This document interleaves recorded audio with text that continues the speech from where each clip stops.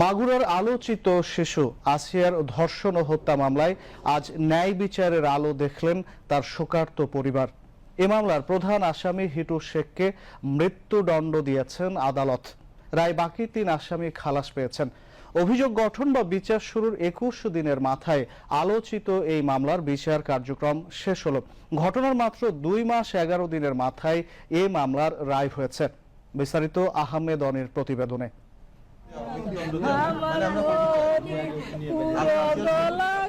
মাত্র ৮ বসন্ত দেখেছিল যে শিশুটি, তার জীবন শেষ হয় এক নির্মম হত্যাকাণ্ডে। গত ৬ মার্চ রমজানের ছুটিতে মাগুরার নিজনান্দুয়ালি গ্রামে নানার বাড়িতে বেড়াতে গিয়েছিল আছিয়া।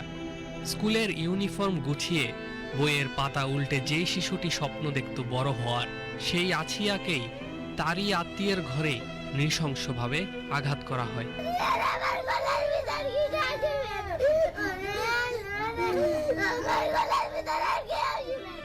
ধর্ষণের ঘটনার পর শিশুটিকে প্রথমে মাগুরা ২৫০ শয্যা হাসপাতালে ভর্তি করা হয়।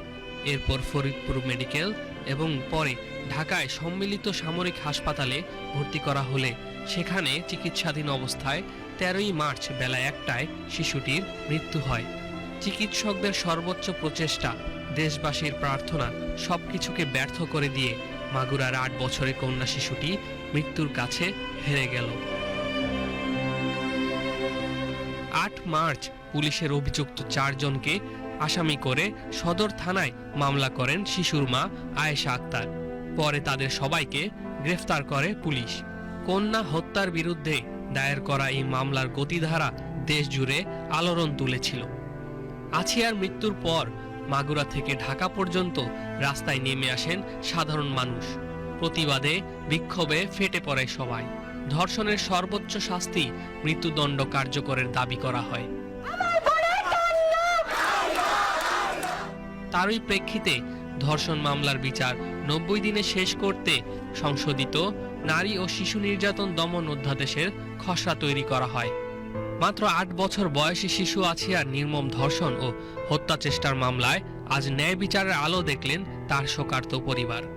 মাগুরার নারী ও শিশু নির্যাতন দমন ট্রাইব্যুনাল প্রধান আসামি হিটু শেখকে মৃত্যুদণ্ড দিয়েছেন, যে তার বোনের শ্বশুর হয়েও এই নৃশংস অপরাধে জড়িত ছিল।